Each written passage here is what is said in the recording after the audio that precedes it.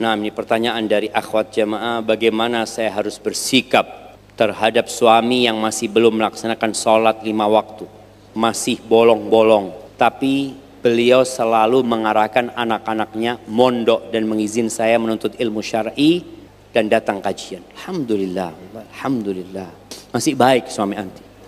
Maka nasihat ana, anti sabar dan jadilah istri yang solehah. Jadilah istri yang senantiasa memenuhi kebutuhan suaminya, melayani suaminya, bahkan melebihkan. Jadilah istri yang ketika suaminya datang, anti bukakan pintu. Ketika suami datang jangan ditanya dari mana, tapi ditanya mau apa. Semoga dengan berjalannya waktu engkau berkhidmat kepada dia, engkau mendoakan dia, semoga dia dapat hidayah. Wallahi jamaah, ya anak merasa mungkin ada banyak dosa, anak memberikan fatwa pada orang-orang kadang udah pisah aja, udah cerai aja. Enggak seperti itu jamaah. Membina rumah tangga. Anak pernah dengar sebuah fatwa yang membuat anak akhirnya tahu bahwa kita ini fakir ilmu dan fakir pengalaman. Ini ada syekh yang berumur 90 tahun kira-kira. Dia ditanya oleh seorang perempuan live di televisi. Perempuan ini mengatakan, dia syekh, anak punya suami nggak sholat sudah, peminum suami anak punya anak 5 dari dia. Dan dia tadi malam datang. Ketika anak sholat malam, anak baca Quran. Tahu-tahu dia datang, dia merobek Al-Quran dan dilemparkan. Mabuk suami. Apa yang harus anak lakukan? Subhanallah, syekh ini tanya, engkau dari mana? Dari sini. Kemudian kalau engkau, siapa yang membiayai hidupmu? Ya suami, kata dia. Kalau engkau berpisah gimana? Kata dia. Ya nggak ada sih. Anak-anak mungkin akan ikut suami. Karena suaminya punya power, punya fulus. Seperti itu.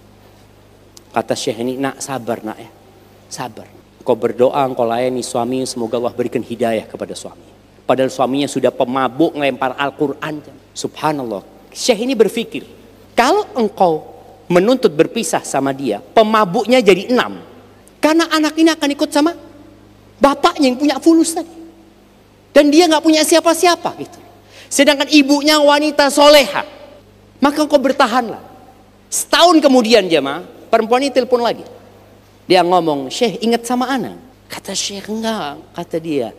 Siapa engkau? Kata dia. Kau ceritakan masalahmu apa? Dulu yang ana telepon 1 tahun yang lalu, kata dia. Apa masalahnya? Kata dia. Yang ana cerita suami ana peminum yang merobek Al-Quran, syekh. Iya, ana ingat. Bagaimana suamimu sekarang nak? Kata dia. Alhamdulillah syekh. Suami ana yang buka masjid waktu sholat subuh sekarang. Buka pintu masjid. Tapi perlu sabar jemaah. Cuma kadang-kala perempuan-perempuan ini dapat suami tadi yang zalim, kemudian dia berontak. Yang ada di rumah berantem. Dia ngasih nasihat suaminya, ini itu teriak-teriak. Jangan. Ingat, dia pemimpin di rumah, posisikan dia sebagai pemimpin. Hormatin dan hargai dia. Bagaimana dengan dosa-dosanya? Cari waktu-waktu tertentu untuk membisikkan nasihat. Memohon kepada suaminya. Ayolah bang, sholat bang. Minta sama suaminya. Jangan duduk, bang. Sini bang, duduk sini bang.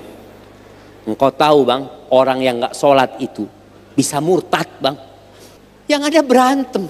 Maka tolong dengan kelembutan dan kasih sayang, perempuan ini punya senjata yang tidak dimiliki orang lain.